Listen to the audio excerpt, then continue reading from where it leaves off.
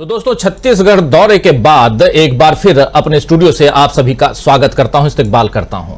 आप जानते ही हैं कि परसों यानी 7 तारीख को मिजोरम में वोटिंग होगी और इसके साथ ही छत्तीसगढ़ की 20 सीटों पर पहले चरण के लिए वोटिंग होगी। आज पहले चरण के लिए चुनाव प्रचार का आखिरी दिन था और छत्तीसगढ़ में और उधर मिजोरम में भी। और आज ही छत्तीसगढ़ कांग्रेस ने अपना घोषणा पत्र जारी कर दिया है। क्या खास है इस घोषणा पत्र में, अब हम आगे इस पर चर्चा करेंगे। और वैसे आप जानते ही होंगे कि, लेकिन फिर भी बता दूं कि आज जब कांग्रेस अपना घोषणा पत्र जारी कर रही थी, ठीक उसी समय राहुल गांधी केदारनाथ में थे और कांग्रेस ने इसे राहुल गांधी की निजी यात्रा और आध्यात्मिक यात्रा बताया है। यानी इस दौरान राहुल कोई राजनीतिक कार्यक्रम नहीं करेंगे। उधर प्रधानमंत्री नरेंद्र मोदी अब फिर से चुनाव प्रचार में उतर पड़े हैं। एक लंबे अंतराल के बाद, एक लंबे गैप के बाद 2 और 4 तारीख को, 2 नवंबर और 4 नवंबर को मोदी जी छत्तीसगढ़ में थे और आज वो मध्य प्रदेश के खंडवा में थे, जहां कांग्रेस को घेरने के लिए मोदी ने एक बड़ा ही अलोकतांत्रिक बयान दिया है।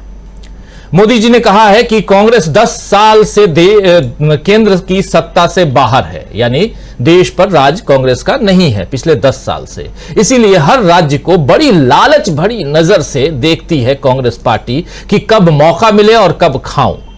मोदी ने यह भी कहा कि कांग्रेस मध्य प्रदेश में सरकार बनाने के लिए छटपटा रही है। प्रधानमंत्री के शब्दों का चयन और उनका भाव दोनों ही उनके पद की गरिमा के मुताबिक तो नहीं थे और साथ ही इस बयान में लोकतंत्र का विरोध भी नजर आया, क्योंकि चुनाव में तो हर दल अपनी जीत के लिए ही जोर लगाता है। आप जानते हैं, इसमें लालच जैसे शब्दों का इस्तेमाल क्या सही है, यह जनता को तय करना चाहिए, क्योंकि लोकतंत्र में जनता ही तय करती है कि किसे जिताना है और किसे हराना है। इसमें छटपटाने जैसी बात कहां से आती है, जरा सोचिएगा। और जहां तक सवाल छत्तीसगढ़ का है, तो इस बार कांग्रेस यहां फिर से सरकार बनाने को लेकर आश्वस्त नजर आ रही है। डीबी लाइव से एक खास बातचीत में वहां के मुख्यमंत्री, छत्तीसगढ़ के मुख्यमंत्री भूपेश बघेल ने कहा भी था कि वो जीत को लेकर 100% यानी 100% आश्वस्त हैं। एक लंबा इंटरव्यू हमने भूपेश बघेल का किया है। और वहीं आज कांग्रेस ने जो घोषणा पत्र जारी किया है, उसमें तो बीजेपी से कांग्रेस आगे निकलती हुई दिख रही है। आप जानते ही हैं कि बीजेपी ने अपने घोषणा पत्र में इस बार धान खरीदी को लेकर जो घोषणाएं की हैं, उस पर कांग्रेस ने नकल का आरोप लगाया है। लेकिन उधर आज कांग्रेस ने अपने घोषणा पत्र में कहा है कि पहले की तरह इस बार भी कर्ज माफी होगी, यानी किसानों के कर्ज को फिर से माफ करेगी। अगर सरकार आती है कांग्रेस पार्टी की छत्तीसगढ़ में, तो कांग्रेस फिर से किसानों की कर्ज माफी करेगी।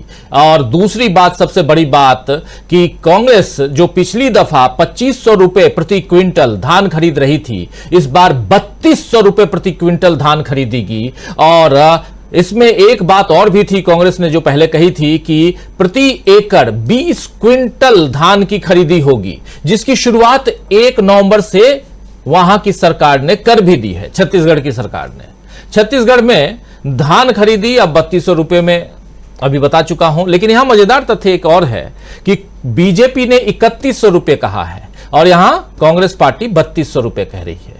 सभी सरकारी स्कूल और कॉलेज में केजी से पीजी तक फ्री एजुकेशन की बात भी कर रही है। और एक छत्तीसगढ़ में जो ये 20 सीटों का जो चुनाव अभी हो रहा है, परसों जिस पर मतदान है, इन 20 सीटों में तेंदूपत्ता मतलब जो बीड़ी का जो पत्ता होता है, वो उस एरिया में काफी ये पाया जाता है, ये पत्ते जो हैं, और इससे बीड़ी उत्पादन में काफी इसका योगदान रहता है, इसी से बीड़ी बनाते हैं। तो यहां पर तेंदूपत्ता जो संग्रहण करते हैं, प्रति बोरा, एक बोरिया में के लिए उनको 6000 रुपए देने का कांग्रेस वादा कर रही है। पहले 5000 रुपए की बात कही थी कांग्रेस ने, लेकिन अब 6000 रुपए, 2000 रुपए तक बढ़ा दिया गया और 4000 कहा था, 2000 बढ़ाया गया। और दूसरी तरफ जो इनके संग्राहक हैं, उनको 4000 रुपए प्रति मतलब सालाना, हर साल बोनस भी देगी कांग्रेस पार्टी। 200 यूनिट तक बिजली फ्री है, यह बात भी कांग्रेस कह रही है। कांग्रेस ने इसे भरोसे का घोषणा पत्र बताया है। ये जो घोषणा पत्र कांग्रेस ने जमा किया, दिखाया है, दिया आज, उसे भरोसे का घोषणा पत्र कांग्रेस ने बताया है। और इस दौरान भूपेश बघेल पीएम नरेंद्र मोदी पर निशाना साधते हुए नजर आए और उन्होंने कहा कि वो नाम लेकर बीजेपी की गारंटियां पेश कर रहे हैं। हमारी घोषणा से बीजेपी घबरा गई है। उनकी गारंटी पर कौन भरोसा करेगा? जुमलेबाज की बातों पर कौन भरोसा करेगा? उनकी बातों पर कोई विश्वास नहीं करता है और उनकी बातों पर विश्वास नहीं किया जा सकता। ये तमाम बातें कह रहे थे भूपेश बघेल, खासकर सीधा निशाना। आप देखिए, चुनाव जो है छत्तीसगढ़ का है, छत्तीसगढ़ के मुख्यमंत्री भूपेश बघेल, लेकिन निशाना किस पे साध रहे हैं? प्रधानमंत्री नरेंद्र मोदी पे। क्यों साध रहे हैं? क्योंकि बीजेपी ने वहां की जो लोकल लीडरशिप है उसको खत्म कर दिया है। इस लोकल लीडरशिप को खत्म करने के बाद यहां एक ही बात नजर आती है कि अब यह चुनाव सीधा प्रधानमंत्री नरेंद्र मोदी बनाम कांग्रेस की लोकल लीडरशिप के बीच में है। लेकिन क्या अगर यहां पर, अगर इफ बट के साथ कह रहा हूं, अगर यहां बीजेपी हार जाती है, कांग्रेस जीत जाती है, ये अगर इसलिए भी लगा रहा हूं कोटेड क्योंकि पत्रकार हैं हम भाई, और हम किसी चीज की भविष्यवाणी नहीं कर सकते। 3 तारीख को आपके सामने रिजल्ट जरूर रखेंगे, लेकिन उसके साथ साथ ये बात जरूर करते हैं जब अपने विश्लेषण में कि कौन आगे चल रहा है, कौन पीछे चल रहा है। अगर आगे पीछे की बात करें तो कांग्रेस काफी आगे दिखाई देती है। अगर ये आगे वाली बात जीत में तब्दील हो जाती है, कांग्रेस जीत जाती है, तो क्या प्रधानमंत्री नरेंद्र मोदी की हार कही जाएगी या लोकल लीडरशिप की हार कही जाएगी? एक बड़ा सवाल है। खैर, पीएम मोदी और बीजेपी को कांग्रेस ने सीधे जुमलेबाज कह दिया है। कल जब राहुल गांधी छत्तीसगढ़ में थे तो उन्होंने भी साफ साफ कहा था कि मोदी झूठे वादे करते हैं, मोदी झूठी बात करते हैं, जबकि कांग्रेस पार्टी सच है, सच के साथ चलती है और सही वादे सही दावे करती है कांग्रेस पार्टी। कल ये राहुल गांधी कह रहे थे। आइए जरा पहले सुन लेते हैं राहुल गांधी ने कल कहा क्या था, सुनिए जरा। अब नरेंद्र मोदी जी कहते हैं, नहीं आपने क्या कहा शब्द? मोदी की गारंटी। मोदी की गारंटी बोली ना। मोदी की गारंटी का मतलब 100% झूठ है। जो भी प्रधानमंत्री कह रहा है, मैं आपको गारंटी लेके कह सकता हूं कि झूठ बोल रहा है।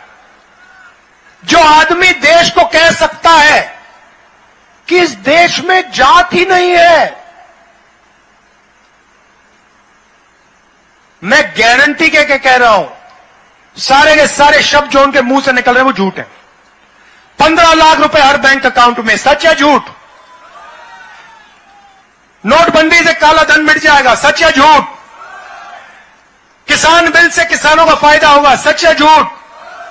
जीएसटी से छोटे व्यापारियों का फायदा होगा, सच या झूठ?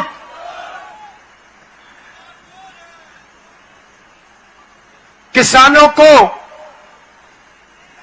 धान के लिए छत्तीसगढ़ में 2500 रुपए मिलेंगे, सच या झूठ? छत्तीसगढ़ के किसानों का कर्जा माफ होगा, सच या झूठ? सच किसने बोला, झूठ किसने बोला? झूठ नरेंद्र मोदी ने बोला, सच कांग्रेस पार्टी और राहुल गांधी ने बोला।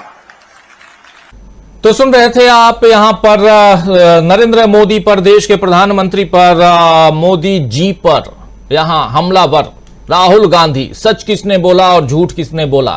सच कांग्रेस पार्टी ने बोला और झूठ नरेंद्र मोदी ने बोला। यह बात यहां राहुल गांधी, उनकी जुबानी आप सुन रहे थे। वैसे दोस्तों, इस बार छत्तीसगढ़ के चुनाव बीजेपी के लिए काफी खास हैं। क्यों ऐसा कह रहा हूं उस पर और आगे हम चर्चा करेंगे, लेकिन थोड़ी सी बात, कुछ बातें आप तक जरूर रखना चाहूंगा चर्चा की शुरुआत से पहले। बीजेपी, आप याद कीजिए कि 2018 से पहले लगातार 15 साल तक सत्ता में थी, मगर पिछली बार की हार के बाद बीजेपी छत्तीसगढ़ में डगमगाती हुई दिख रही है और इस बार उसकी जीत की गारंटी हो जाए, इसीलिए मोदी को बार बार वहां के चक्कर लगाने पड़ रहे हैं। आदिवासी बहुल राज्य है छत्तीसगढ़, आप जानते हैं, और इस आदिवासी बहुल राज्य छत्तीसगढ़ में खनिज और वन संपदा का अकूत भंडार है। आपको याद होगा कि कुछ दिन पहले, अभी 3 दिन पहले, उसी खनिज संपदा, वन संपदा के क्षेत्र बस्तर से हमने लाइव किया था, जगदलपुर से हमने लाइव किया था अपने इसी शो को। और इस वजह से, जो वो एरिया है, इस वजह से कॉरपोरेट सेक्टर की निगाहें हमेशा ही इस राज्य पर बनी रहती हैं। कुछ ऐसा ही हाल अगर आप देखें तो छत्तीसगढ़ के 2 खास पड़ोसी राज्य जो हैं, एक पड़ोसी राज्य है ओडिशा और दूसरा पड़ोसी राज्य जो है वो है झारखंड। इन दोनों पड़ोसी राज्यों में भी ऐसी ही अकूत संपदा है। लेकिन बीजेपी के लिए समस्या यह है कि इन तीनों ही राज्यों में बीजेपी सत्ता से बाहर है। ओडिशा में तो नवीन पटनायक को बीजेपी हटा ही नहीं पा रही है, 5वां टर्म चल रहा है नवीन पटनायक का। और झारखंड में पिछले चुनाव में झारखंड मुक्ति मोर्चा और कांग्रेस के गठबंधन ने बीजेपी को विपक्ष में बिठा दिया।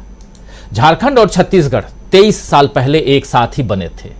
दोनों ही जगह कांग्रेस और बीजेपी में कांटे की टक्कर होती रही है, मगर अब बीजेपी कमजोर हो रही है, जिसका असर 2024 के चुनाव पर भी पड़ सकता है। इसीलिए जब मोदी मध्य प्रदेश के चुनाव में केंद्र की सत्ता की बात करते हैं तो असल में वो विधानसभा चुनाव के जरिए लोकसभा चुनाव पर निशाना लगाने की कोशिश में दिखते हैं।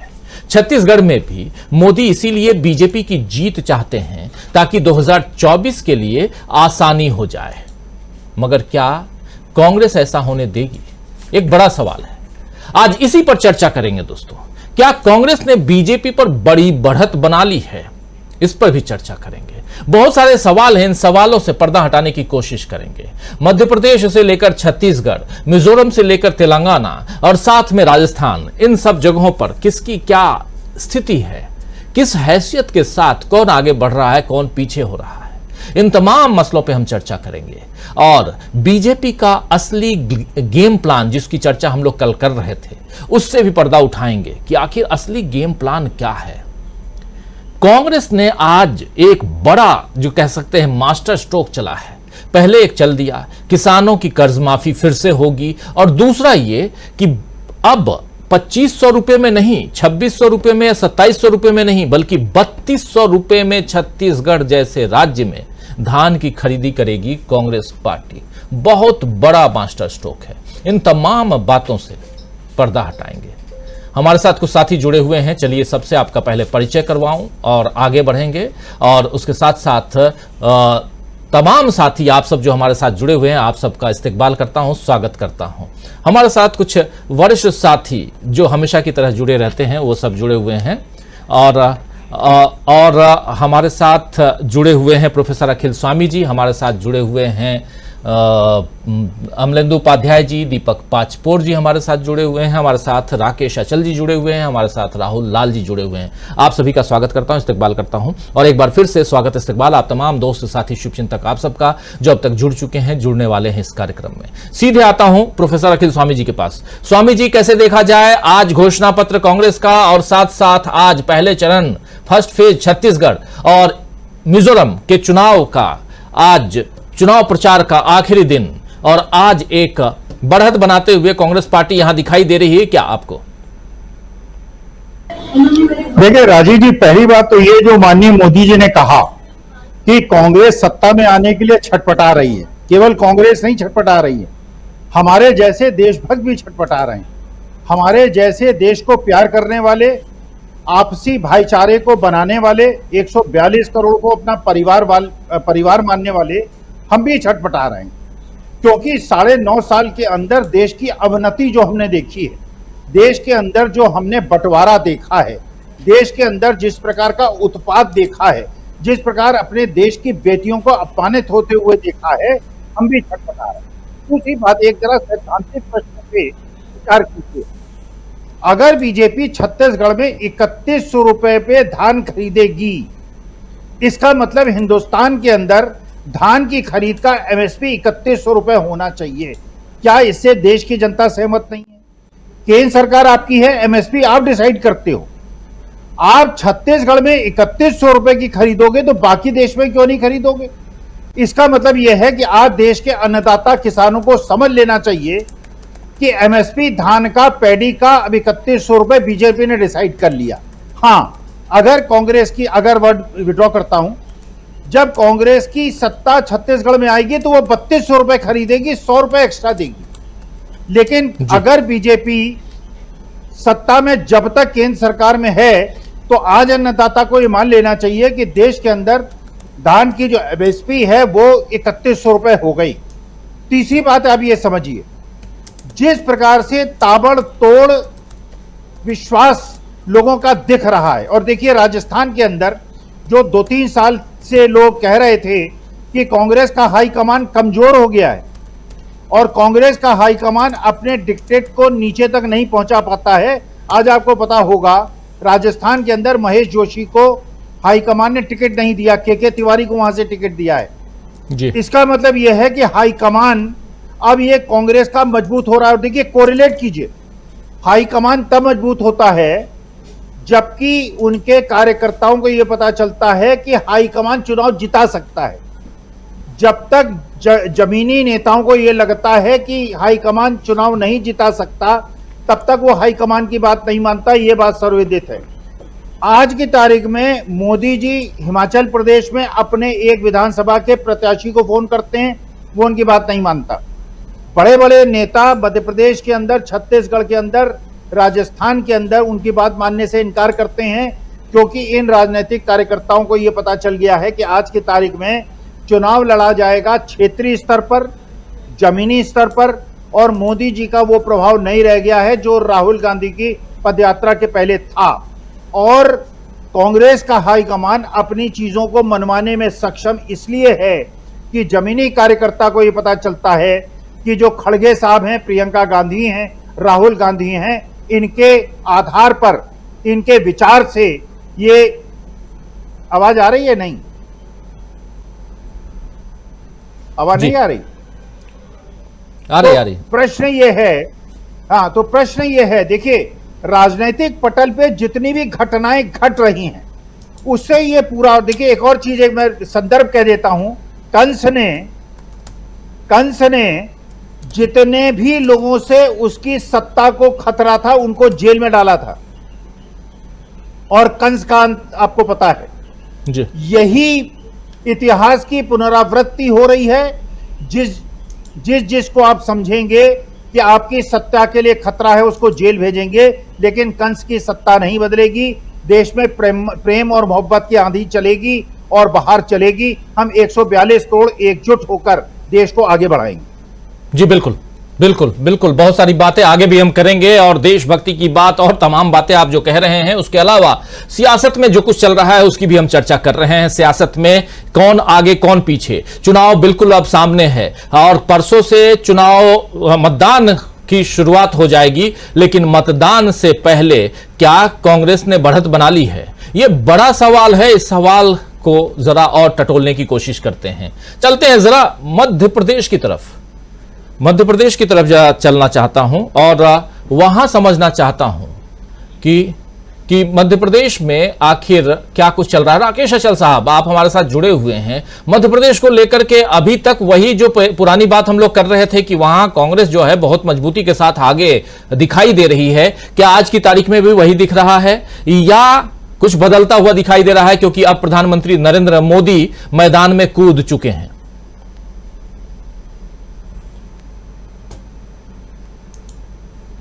चुनाव में कुल 10 दिन बचे हैं, 12 दिन बचे हैं, तो यहाँ पिछले एक हफ्ते में बहुत कुछ तब्दीलियां हुई हैं। और ये सबसे बड़ी तब्दीली ये हुई है कि इस मध्य प्रदेश से जो हताश होकर के माननीय मोदी जी और शाह साहब चले गए थे, कुछ देर के लिए परिदृश्य से गायब हो गए थे, वो अब ताबड़तोड़ यात्राएं कर रहे हैं, सभाएं कर रहे हैं, रोड शो कर रहे हैं। और इसकी वजह यह है जो अभी शुरू में स्वामी जी ने कहा कि पार्टी हाईकमान का जो रसूख है वो कार्यकर्ताओं पर थोड़ा कम हो गया है, उनकी पकड़ ढीली हो गई है। और स्थिति ये है कि आज मध्य प्रदेश में कम से कम 40 सीटों पर भारतीय जनता पार्टी के खिलाफ उसके बागी प्रत्याशी चुनाव मैदान में हैं। पार्टी ने आधिकारिक रूप से 25-30 लोगों को 6 साल के लिए पार्टी से निष्कासित कर दिया है। इसका सीधा सा मतलब यह है कि पार्टी के जो कार्यकर्ता बगावत पर उतर आए थे, उन्हें न मोदी का भय था, उन्हें न शाह का भय था और न उन्हें शिवराज सिंह का भय था। अब वो निर्भीक होकर के बगावत पर उतरे हैं। तो इस बगावत का जो खमियाजा है वो सत्तारूढ़ पार्टी भुगतेगी या कांग्रेस को उसका फायदा मिलेगा, ये तो आने वाले दिन बताएंगे। लेकिन आज की स्थिति ये है कि मध्य प्रदेश में भारतीय जनता पार्टी के हाथों के तोते उड़े हुए दिखाई दे रहे हैं। हालांकि वो कोशिश कर रही है अपनी बॉडी लैंग्वेज से कि अपना आत्मविश्वास कमजोर पड़ता दिखाई ना दे जनता को, लेकिन जैसा कि अभी आपने कहा कि खंडवा में माननीय मोदी जी ने जिस अंदाज में, जिस भाषा शैली में विपक्ष पर वार किया है, उससे जाहिर है कि वो अंदर से टूटे हुए हैं। ये एक सीधी सी बात है कि सत्ता पाने के लिए ही राजनीतिक दल चुनाव मैदान में उतरते हैं, और आज से नहीं उतरते हैं। आजादी के पहले की जो सरकारें बनी तब भी चुनाव में उतरे, आजादी के बाद तो हम लोग एक अपने व्यवस्था में चुनाव लड़ी रहे हैं। तो इसमें ये लालच शब्द का इस्तेमाल जिस ढंग से माननीय मोदी जी ने किया, उसे जिसने भी सुना उसको हंसी आई। अरे भाई, यहाँ कोई धर्म कर्म करने के लिए तो राजनीति में आया नहीं है। सब राजनीति के जरिए समाज की, देश की सेवा करना चाहते हैं। कांग्रेस भी, भारतीय जनता पार्टी भी कर ही रही है 10 साल से, और उसकी सेवा आप देख सकते हैं कि कोविड काल में जो योजना देश के 80 करोड़ लोगों के लिए मुफ्त राशन की माननीय प्रधानमंत्री जी ने अपनी उदारता से शुरू की थी, उस योजना को विधानसभा चुनाव की प्रक्रिया के चलते एक्सटेंड करने की घोषणा उन्हें करनी पड़ी। जाहिर है कि जमीन पैरों के नीचे से खिसक रही है, अन्यथा 3 साल में क्या इतनी बाहुबली सरकार है, ये इन 80 करोड़ की आबाद जो संख्या है इसको घटा करके 50 करोड़, 40 करोड़, 30 करोड़ नहीं कर पाई। इसका मतलब है कि इन 9-10 सालों में सरकार केवल आरएसएस के एजेंडे को पूरा करने में लगी रही। उसे गरीबों का कोई ध्यान नहीं रहा, उसे मध्यम वर्ग का कोई ध्यान नहीं रहा, उसे जीएसटी, जिस जीएसटी को लेकर के भारतीय जनता पार्टी के नेता ये कहते थे कि ये हमारी लाश के ऊपर जाकर बनेगी, उसमें लगातार बेरहमी के साथ वसूलियां हो रही हैं, उसका राजस्व बढ़ रहा है, महंगाई बढ़ रही है, दाल, टमाटर, चावल, प्याज सब बढ़ रहा है। इसकी जिक्र कोई नहीं कर रहा है, लेकिन एक ऐसे मुद्दों पर बात की जा रही है जिनका। बने रहिए, परिचर्चा अभी जारी है। वीडियो को लाइक और शेयर कर दीजिए और चैनल को सब्सक्राइब कर लीजिए। आइए आगे सुनते हैं इस परिचर्चा। जनता से कोई लेना देना नहीं है। तो ये जो चुनाव है 5 राज्यों के, ये जाहिर कर रहे हैं कि भारतीय जनता पार्टी केवल मध्य प्रदेश में या छत्तीसगढ़ में ही नहीं, राजस्थान में भी उसका जादू नहीं चला। बंगाल में जो काला जादू चलाने की कोशिश की थी वहां भी नाकाम हुआ, और यहाँ अशोक गहलोत जो खुद जादूगर है उनके सामने भी नाकाम हो गया। और मुझे लगता है कि छत्तीसगढ़ हो, मध्य प्रदेश हो, राजस्थान हो, ये इतिहास दोहराएंगे। और मैं इसीलिए बस्तर में के क्षेत्र की जो 20 सीटों पर मतदान होने वाला है परसों, वहां की जनता को शुभकामनाएं देता हूं और उम्मीद करता हूं कि जनता नीर छीर विवेक के साथ मतदान करेगी और अपना कल्याण किसके हाथ से कराना चाहती है ये भी तय कर ले। राजीव हाथ से करवाना चाहती है। जरा छत्तीसगढ़ की बात कर रहे थे, जरा पहले आना चाहता हूं डॉक्टर दीपक पाचपोर जी आपके पास, फिर राहुल लाल जी के पास आता हूं। इनसे जरा और दूसरे राज्यों की बात भी करेंगे और खासकर राजस्थान की बात भी करना चाहूंगा राहुल लाल जी से। लेकिन पहले डॉक्टर दीपक पाचपोर जी, कांग्रेस पार्टी ने 2 बड़े वादे कर दिए इस चुनाव में। हालांकि दूसरा वादा थोड़ा लेट यहां दिखाई दे रहा है। पहला वादा कर्ज माफी, किसानों की कर्ज माफी, किसानों के जो कर्जे लिए, लोन लिए, उसकी माफी, और दूसरा 3200 रुपए प्रति क्विंटल धान खरीदी, 1 एकड़ में 20 टन, और जिसकी शुरुआत 1 तारीख से हो चुकी है। इसके बाद क्या कुछ परिवर्तन आप देख रहे हैं? जबकि परसों पहले फेज का, जिसमें 20 सीटें हैं, उस पर मतदान है। राजीव जी, देखिए, कांग्रेस ने अब जो भी घोषणाएं की ना, वो एक तरह से औपचारिकता है। इसका संदेश काफी पहले से लोगों के पास जा चुका था कि बहुत अच्छी बढ़ोतरी उनके धान की इस तरीके से मिलने वाली है। पिछले 5 सालों में भूपेश बघेल की सरकार ने जिस तरीके से किसान कृषि ओरिएंटेड जितनी स्कीम्स लाई हैं, उसमें लगातार ये किया ही हुआ है। और आप देखिए, जो कर्ज माफी और ये बढ़ा हुआ एमएसपी, इसके अलावा जो न्याय योजनाएं हैं, न्याय योजनाओं के जरिए भी किसानों को दिया गया है पैसा, ये आगे भी बढ़ेगा, वो जानते हैं, वो लगातार बढ़ रहा है। ये केवल एक समझिए कि इन चीजों को एक तरह से डॉक्यूमेंटेड करके घोषणा पत्र के जरिए उसको ले आया गया है। जो कुछ इसका प्रभाव पड़ना था वो पर्याप्त पड़ चुका है, लोग अपनी आंखों से देख रहे हैं। ये सरकार जो है, कांग्रेस की जो सरकार है, वो किसानों के हित में बहुत सारे काम कर रही है। आप कह रहे हैं कि कांग्रेस लेट हुई, मुझे तो लगता है कि भारतीय जनता पार्टी काफी लेट हुई है। भारतीय जनता पार्टी ने भी कोई बहुत पहले घोषणा पत्र नहीं लागू कर दिया है, अब बल्कि भारतीय जनता पार्टी ये विश्वास अर्जित करने में असफल नजर आ रही है छत्तीसगढ़ में कि आप भूपेश बघेल के की ओर से जो कुछ भी योजनाएं किसानों के लिए आई हैं, कृषि क्षेत्र के लिए आई हैं, उससे आप बढ़कर क्या दिखा सकते हैं। देखिए, एक मजेदार बात है कि यहाँ पर जो आप बता रहे हैं, हम जानते हैं कि मतलब इसी सत्र से 1 नवंबर से छत्तीसगढ़ में धान खरीदी शुरू हुई और प्रति एकड़ 20 क्विंटल का जो आश्वासन दिया था वो लिया गया। जिस समय इसकी घोषणा की गई थी कुछ समय पहले, लगभग 6-8 महीने पहले किया गया था, तो उस समय भारतीय जनता पार्टी के ही एक पूर्व मंत्री हैं, उन्होंने इस बात का मजाक उड़ाया था कि 20 क्विंटल धान खरीदना संभव ही नहीं है छत्तीसगढ़ में। 17-18 एकड़, 1 एकड़ में 17-18 क्विंटल से ज्यादा धान निकल ही नहीं सकता। बिल्कुल। अब ये अलग बात है कि बहुत सारी धान की अर्ली वेराइटीज भी आ गई हैं। अब हुआ यह है कि अमित शाह ने एक कदम आगे बढ़ने के लिए कांग्रेस के घोषणा पत्र से उन्होंने भी घोषणा कर दी कि हम 20 नहीं 21 क्विंटल लेंगे। तो अब भारतीय जनता पार्टी में इंटरनल ही ये सोचना पड़ेगा कि जिस 20 क्विंटल का आप मजाक कर रहे थे, अब आप 21 क्विंटल को लेके किस तरीके से लोगों के बीच जाएंगे। तो बहुत सारे मामले में घोषणा पत्र में बहुत मतलब बुरी तरीके से फंसी हुई है। अब मुझे नहीं लगता कि आगे किसी भी तरीके से उसने बढ़त बनाई है, जबकि आप देखिए कि केंद्र सरकार के पास इतनी ताकत होती है, अगर ध्यान से इन चीजों को बनाया जाता तो बहुत बड़ी घोषणाएं कर सकते थे। लेकिन आप बड़ी घोषणाएं करने के बाद भी जब तक आपको विश्वसनीयता अर्जित नहीं होती कि आप इन घोषणाओं का वाकई अमलीकरण कर पाएंगे, क्रियान्वित कर पाएंगे या नहीं कर पाएंगे, असली बात तो ये होती है। घोषणा पत्र तो सारे दल देते हैं, घोषणा पत्र के हिसाब से तो सारी पार्टियां बताती हैं कि वो आपके क्षेत्र में पूरी जन्नत का निर्माण कर देंगे, स्वर्ग बना देंगे, लेकिन उसको विश्वास कौन करता है, ये असली बात होती है। तो विश्वसनीयता के मामले में देखिए 5 सालों में भूपेश बघेल सरकार ने विश्वसनीयता ही अर्जित की है, इसलिए वो जो कुछ आज कह रहे हैं लोग मान रहे हैं कि हाँ ये सारा हमको मिलेगा। अब देखते हैं उसका वोटिंग के समय क्या होता है, किस तरीके से उसका उपयोग कर पाएंगे नहीं कर पाएंगे। तो मुझे ऐसा लग रहा है कि काफी बढ़त जो है केवल अपनी घोषणाओं के बल पे ही कर दी गई है।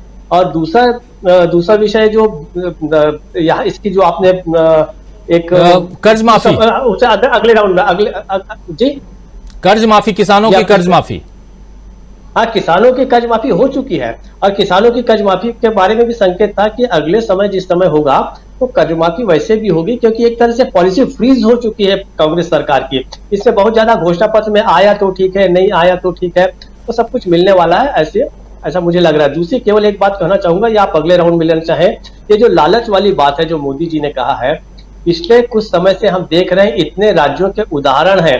गोवा में देखिए कैसे सरकार पलटाई गई, महाराष्ट्र में क्या हुआ, ऐसे बहुत सारे राज्यों के उदाहरण हैं। तो लालच सरकार को लेके किस पार्टी में है ये तो लोगों के सामने बहुत स्पष्ट हो चुका है। कई राज्यों के उदाहरण हैं जहां सरकारें पलटाई गई हैं या अपनी सरकार बनाने के लिए भारतीय जनता पार्टी ने क्या क्या नहीं किया, उसी को उन्होंने एक अच्छा शब्द दे दिया है, ऑपरेशन लोटस। ऑपरेशन लोटस दूसरे शब्दों में कहा जाए तो सत्ता का लालच ही है और कुछ नहीं है। राजीव जी, ऑपरेशन लोटस। और इस विषय में राकेश अचल साहब से बेहतर और कौन समझ सकता है मध्य प्रदेश में। और शायद यही कारण है कि मध्य प्रदेश में अभी जनता यही कह रही है कि ये छीनी हुई सरकार हमें नहीं चाहिए।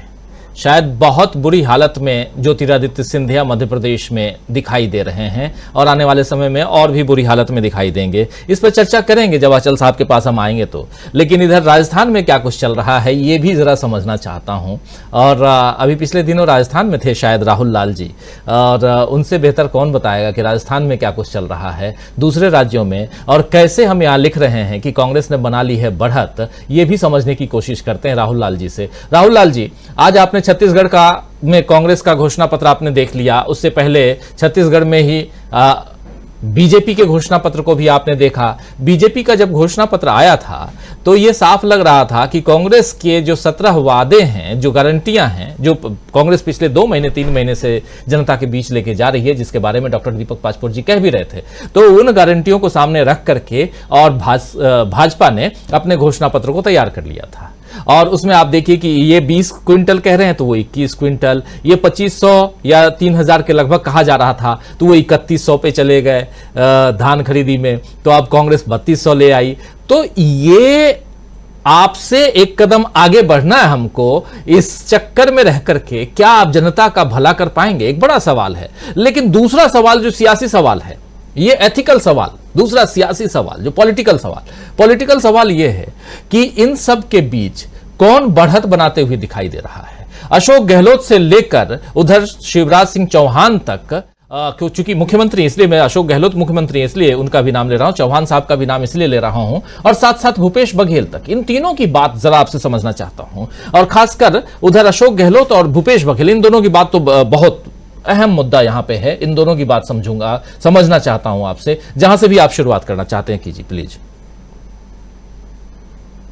मैं लौटा हूँ राजस्थान की यात्रा करके और अच्छा खासा लंबा समय मैंने व्यतीत किया राजस्थान के अलग में, चाहे उनके ढूंढाड़ क्षेत्र हो, शेखावटी क्षेत्र हो, मारवाड़ मेवाड़, अलग अलग हिस्से में मैं काफी घूमा वहां पे, क्योंकि आपको पता है कि 3-4 महीने पहले भी राजस्थान गया हुआ था। टीवी चैनलों पर राजस्थान की जो तस्वीर दिख रही है, जो सर्वे में बता रहे हैं, जो मैं वहां पे जाके देखता हूं, उस दोनों में मुझे बड़ी भिन्नता नजर आ रही है। मैं देख पा रहा हूं कि राजस्थान में कांग्रेस की स्थिति समय के साथ जैसे जैसे इलेक्शन आगे बढ़ता जा रहा है, वैसे वैसे वहां पे कहीं कहीं कांग्रेस की स्थिति और मजबूत नजर आ रही है। देखिए, भारतीय जनता पार्टी काफी ज्यादा प्रयास कर रही है कि वो सांप्रदायिक मुद्दे को उठाए। अभी तक उसमें उसको कोई विशेष सफलता नहीं हासिल हुई है। वो आप देखेंगे कि जो तमाम लोग जो भाषण दे रहे हैं वहां पे, बीजेपी के लोगों के जो भाषण हो रहे हैं, वो बहुत ज्यादा जो है कि सांप्रदायिक मुद्दों के आसपास ही घूम टहल रहे हैं। और मैं राजस्थान घूमा तो मुझे बड़ा आश्चर्य लगा। मतलब बीजेपी का जो पोस्टर वार है वो भी काफी कमजोर नजर आया मुझे। बीजेपी ऐसे तो भ्रष्टाचार के इतने बड़े बड़े आरोप लगा रही है, लेकिन वहां पे पोस्टर में भी आपको दिखेगा कि वो ना तो किसी एक मुद्दे को ढंग से उठा पाई है, ना तो किसी ढंग से एक मुद्दे के आधार पर भ्रष्टाचार का भी कोई बड़ा आरोप वो जनमानस के भीतर तक पहुंचा पाई है अशोक गहलोत को लेकर। जबकि दूसरी तरफ अगर अशोक गहलोत को देखें तो जो उनके योजनाओं का धूम है, वो धूम और जनता के बीच में और बहुत ज्यादा है। और विशेषकर जो उनके 25 लाख का जो चिरंजीवी योजना का जो धूम है, वो कि 25 लाख तक बीमा स्कीम को लेके उसने सवाई माधोपुर में मैं इस बार अभी मिला, वहां पे एक आरएसएस के कार्यकर्ता थे। उन्होंने अपने जो है हार्ट का ऑपरेशन कराया था, 13 लाख का बिल वो दिखा रहे थे कि उसमें 13 लाख के खर्च होते, और उन्होंने अपना बड़ा सफलतापूर्वक करा लिया। और उन्होंने हमसे कहा कि राहुल जी, मैं एक तरह से पब्लिकली में नहीं बोल सकता, लेकिन मेरा वोट मेरे जीवन में पहली बार जो है वो कांग्रेस पार्टी को जाएगा। आप समझ सकते हैं कि लोगों के मन में, अगर आप किसान मजदूर से भी बातचीत कीजिए तो वो कहते हैं कि भाई स्वास्थ्य एक ऐसा मसला है जिससे कि हम लोग अचानक से जो है कि गरीबी के खाई में पहुंच जाते हैं। तो जो अलग अलग और स्कीम्स लेके जो अशोक गहलोत उतरे हैं, उसका जवाब नहीं है। मतलब एक जो हम लोग जाते हैं ना कि जनता के बीच में जब आप इलेक्शन के समय में जाते हैं, और एक जो सत्तारूढ़ पार्टी होती है उसको लेकर एंटी इनकम्बेंसी फैक्टर होता है, वो आपको pro incumbency anti incumbency factor बड़ा मुश्किल है राजस्थान में खोजना। तो अगर आप जनता से पूछें कि यहाँ पर सड़कें टूटी हुई है, आप इसके लिए अशोक गहलोत को जिम्मेवार क्यों नहीं मानते? जैसे मैं उदयपुर में था तो गली में वहां पे सड़कें अच्छी से नहीं बनी हुई थी, तो मैंने सवाल पूछा, उस पर भी बचाव में लोग कह रहे थे कि अरे देखते ना, बीच बीच में हमेशा कभी ईडी, कभी इनकम टैक्स, कभी सीबीआई, ये लोग मुख्यमंत्री जी को परेशान किए हुए होते हैं। तो एक चीज तो तय मान लीजिए कि जिस तरह से चुनाव के अंतिम समय में केंद्र सरकार की एजेंसियां सक्रिय हो रही है, वो कहीं न कहीं कांग्रेस को लाभ पहुंचा रही है। ये मैं इसलिए कह रहा हूं क्योंकि इलेक्शन की शुरुआत हो चुकी थी, और उस समय जब मैं था वहां पे, लगातार जो है कि ईडी, इनकम टैक्स, ये सारे जो है कि एक्टिव थे राजस्थान में, अलग अलग जगह पर उनके जम के छापेमारी चल रही थी, वो जनता के बीच में चर्चा का विषय था। तो अब जनता जो बीजेपी चाह रही है कि उनके ऊपर भ्रष्टाचार का टैगलाइन लग जाए। जनता मानती है कि ये जो अगर आपके घर में ईडी, इनकम टैक्स आ रही है तो भ्रष्टाचार का टैगलाइन नहीं है। वो माना जाता है कि आप केंद्र सरकार के प्रति मुखर है, आप आजादी से अपना काम करना चाहते हैं, इसलिए आ रहे हैं। उसको लोग अब सम्मान के टैग के रूप में देख रहे हैं। ये बड़ा अंतर है। यानी आपको एक सहानुभूति फैक्टर भी आपके साथ आता है और आपके सम्मान में भी वृद्धि होती है। तो बीजेपी जो चुनाव के समय में जो इन संस्थाओं का प्रयोग कर रही है, वो बड़ी उनको मुसीबत में डालने वाली है। तो ये जो ओवरऑल जो पूरा मैं कह दूं राजस्थान को लेकर कि स्थिति, जैसा कभी हम लोग देखें कि जैसे हवा महल से महेश जोशी जी को टिकट नहीं मिला, तो अगर आप देखें वहां पे अभी तक जो है कि राठौर जी को भी टिकट नहीं मिला है, शांति धारीवाल को टिकट नहीं मिला है। हालांकि अभी कुछ उनके टिकटों की सूची घोषित नहीं है, लेकिन लोग मान रहे हैं कि राठौर का टिकट कटना वो संभव ही है। वो तो कहने का मतलब यह है कि चाहे सचिन पायलट ग्रुप के भी बहुत सारे लोगों के टिकट कटे, अशोक गहलोत खन्ने के भी टिकट कटे। आला कमान ने बिल्कुल फैसला उस तरह से लिया है कि भाई जीत के लिए जो अच्छी चीज है और अनुशासन कितना अनिवार्य चीज है, जिसके लिए कांग्रेस की आलोचना की जाती थी, वो तमाम तरह की चीजें आपको राजस्थान में दिखती। तो राजस्थान में संतुलन, जिसको हम लोग कहते हैं कि बैलेंस, कांग्रेस पूरी एनर्जी के साथ है, उसमें कोई मतभेद की स्थिति नहीं है वहां पे, और पूरा कांग्रेस एकजुट होकर लड़ रही है। थोड़ा मैं आता हूं छत्तीसगढ़ के ऊपर। देखिए, मैं इकोनॉमिक्स का छात्र भी रहा हूं। छत्तीसगढ़ के मॉडल ने यह दिखा दिया है कि आप फ्रीबीज को लेकर जो आर्थिक हमले जो बीजेपी के लोग करते हैं, कि हालांकि उनके घोषणा पत्र में शामिल रहा है सारा चीज। पहले तो मैं ये कहूंगा कि बीजेपी ने जो अपना घोषणा पत्र छत्तीसगढ़ में जारी किया है, वो जारी इसलिए किया कि उनको पहले से पता है कि उनको पूरा नहीं करना, वो मनोभाव वही है। क्योंकि देखिए, जब आप हर कोई ये सवाल पूछ रहा है देश में कि अगर केंद्र सरकार में आप हैं और आप कह रहे हैं कि हम छत्तीसगढ़ में जो है कि गैस सिलेंडर 500 रुपया में देंगे, तो भाई पूरे देश के लोगों को क्या लग रहा था आपको? आप केंद्रीय स्तर पर निर्णय लेकर गैस सिलेंडर के दामों को 500 कर दीजिए। और जो किसानों का कर्ज माफी हुआ, तमाम योजनाओं को उन्होंने लागू किया है, अभी भी उनका फिजिकल डेफिसिट जो वित्तीय घाटा है वो 3% से ऊपर नहीं गया है। तो छत्तीसगढ़ ने दिखा दिया है कि अगर लोक कल्याणकारी कार्यों को अच्छे से संपादित किया जाए, उसके ऊपर जनता पे खर्च भी किया जाए, तब भी वो बोझ नहीं बनता। उन्होंने इंफ्रास्ट्रक्चर पर भी खर्च बढ़ाया है, तमाम तरह की चीजों को किया है। तो इस पूरे प्रकरण में जनता को जो 2018 में जो वादे किए गए थे, उन वादों को पूरा करने के बावजूद भी छत्तीसगढ़ का जो आर्थिक ढांचा है वो अभी भी बिल्कुल मजबूत बना हुआ है। तो जहां मैं कहते हैं कि लोक कल्याणकारी राज्य में अगर सच में सरकार चाहे तो वो एक ऐसा मॉडल मिला है। हम लोग, आपको याद होगा कि जिससे हम लोग कोरोना के काल में थे, अभी भी देश भर के अलग अलग राज्यों में बेरोजगारी के आंकड़े कितने ज्यादा बढ़े हुए हैं। छत्तीसगढ़ में देखिए वो आंकड़े हमेशा 2 से 3% के आसपास पे रहे। तो छत्तीसगढ़ की स्थिति भी हमें भी वहां पे जो दिख रही है, और वो बीजेपी के नेताओं के हाव भाव से दिख रहा है। प्रधानमंत्री जी जरूर जो है कि वहां पे भाषण देने के लिए जा रहे हैं, लेकिन उनके चेहरे पर वो जोश खरोश नजर नहीं आ रहा है, तमाम तरह की चीजें नजर नहीं आ रही है। तो बीजेपी के लोग खुद ही एक तरह से हार माने में लड़ाई लड़ते हुए नजर आ रहे हैं छत्तीसगढ़ में भी। बिल्कुल, तो छत्तीसगढ़ हो या राजस्थान हो, छत्तीसगढ़ चूंकि अब बिल्कुल उसमें परसों से चुनाव की शुरुआत हो जाएगी, मतदान की शुरुआत हो जाएगी, फर्स्ट फेज का इलेक्शन होगा छत्तीसगढ़ में। एक बात अभी भी मुझे समझ में नहीं आती है कि छत्तीसगढ़ में क्यों 2 फेज में मतदान करवाते हैं, 1 फेज में क्यों नहीं करवाता है चुनाव आयोग। ये बड़ा सवाल है, क्या कारण हो सकता है? कई लोगों को आशंकाएं होती हैं। कई लोग, जब अभी बात कर रहा था उधर भी, बस्तर भी, और आप लोग बहुत, हमारे पांचों पैनलिस्ट साथी, आप लोग बहुत गौर से सुनिए, जब उधर बस्तर साइड में बात कर रहा था तो कई लोग ये सवाल, ये हमारा सवाल तो है ही, साथ साथ उन तमाम वहां के मतदाताओं का भी सवाल है कि हमको आखिर क्यों अलग कर दिया जाता है, आखिर क्यों हमें, ठीक है आप पहले करवा रहे हो लेकिन हमको उस हिसाब से कि नहीं जी ये कुछ स्पेशल, अब स्पेशल कैटेगरी क्या है? स्पेशल कैटेगरी में तो आप यही कह रहे हैं ना कि हाँ वो नक्सल जोन है, लेकिन वहां पे इतने सारे ऐसी जगहों पर इस बार मतदान केंद्र बनाए गए हैं जहां दशकों से नहीं थे मतदान केंद्र। वहां इस बार अगर बना दिए गए तो एक साथ मतदान क्यों नहीं करवाते आप? बड़ा सवाल है। और जब एक साथ नहीं करवाते हैं तो लोग कई ऐसे सवाल भी पूछते हैं कि बने रहिए, परिचर्चा अभी जारी है। वीडियो को लाइक और शेयर कर दीजिए और चैनल को सब्सक्राइब कर लीजिए। आइए आगे सुनते हैं इस परिचर्चा। आखिर इसमें कुछ गड़बड़ घोटाला तो नहीं है?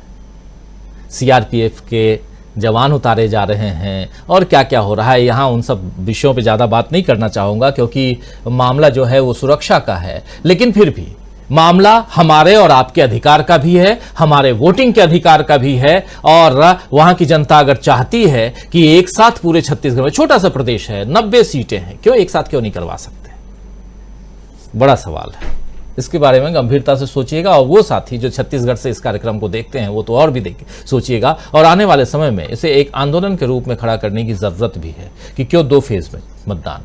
1 नेशन 1 इलेक्शन का शिगुफा छोड़ने वाली मोदी सरकार एक स्टेट के 90 सीटों पर एक साथ मतदान अगर नहीं करवा पाती है तो यह दुर्भाग्यजनक है।